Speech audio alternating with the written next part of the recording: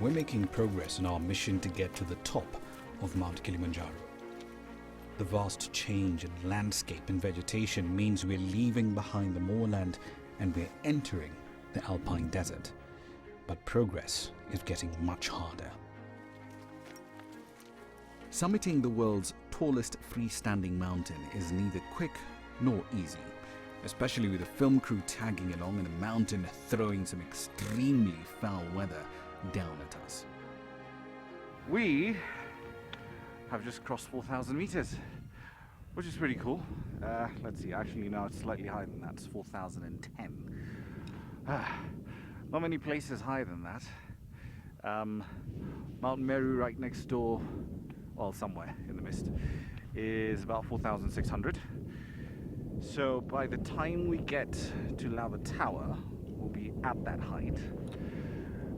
But the thing is, as much as this is an interesting achievement, we now just have another 2,000 to go.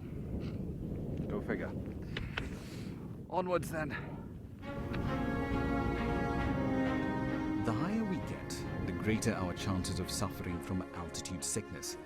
Earlier in our climb, I got to see a special item in our equipment that could mean the difference between life and death in an emergency. One of the very real concerns and the very real risks of an expedition like this is altitude sickness. Crudely put, if you ascend too high, too quickly, your body just doesn't have any time to adapt to the fact that the oxygen levels become much, much thinner the higher you go. And at 5,900 meters, there's very little oxygen. The easiest and simplest way of dealing with altitude sickness is just really to get whoever's suffering from it down the mountain as fast as possible. But in case that isn't possible, that's where this then comes in. It's a gammo bag. Think of it really as a pressurized canister. I could tell you what it does, but it's a lot easier for me to just actually show you. So let's assume, for the sake of argument, I'm the victim here. I've got altitude sickness, and our guide here, Joel, needs to take emergency measures as soon as possible. Gets me into the bag, make sure it's all snug and tight, and then after that, he locks it up.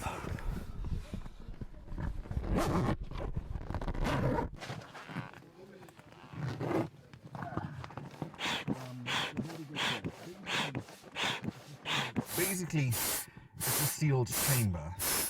What you're hearing now is oxygen being pumped, or rather air being pumped into the bag.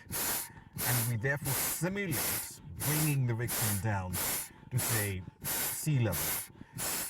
The rate at which this is continuing, they're actually going to bring me down to a level much, much lower than Moshi Town, where we started our climb. That's about 800 meters above sea level. And by the time this is done, we'll be much, much closer to zero. Once this is inflated and it's up to pressure, it's actually quite comfortable. The pressure does build up fairly rapidly. So in an emergency, this is extraordinarily handy. My one hope, however, is that we just don't have to use this in the duration of this entire climb, because that would really, really have to be an emergency. So, one demonstration done, and hopefully, this is the last time we see this. Back on the trail, the cold and the rapidly changing weather makes for tough going. Before the use of tents and huts, climbers of Kilimanjaro used to spend the night in one of its many caves, which also happened to provide excellent shelter from the rain. We are now out of the heath and moorlands. We are now effectively in the alpine desert. When you think of desert, obviously it's supposed to be hot and dry and dusty. Obviously not the case here. The crew decided to take a bit of a break from the rain and the mist and the cold. There's a lot of it up here. And of course, at the same time, when you do take a break out here, you have to refuel. Very important. The saturating weather does not stop, and the team doesn't either. We have to make it to Lava Tower in good time if we are to get to our camp at the base of the treacherous Western Breach by nightfall. I have to push myself The altitude and the conditions mean my head is down and I barely notice the looming presence of lava tower in the mist ahead. The tower is a huge stack of cooled and hardened lava that dominates the landscape. It's a volcanic plug, effectively corking the vent that created it. It's a stunning setting for a breather, but suddenly, there's bad news from our guides about our plan to go up the western breach. Impossible. It's impossible to go there. Let me explain what's going on here. Tom, our producer, and of course Joel, one of our guides. Our original plan was to move from here, the Lava Tower camp, and then head up there to the Aru Glacier, and then finally use the western breach. It's the most challenging way up the mountain. But the weather's been particularly bad. It's raining. We've actually come in a bank of sleet to this particular camp.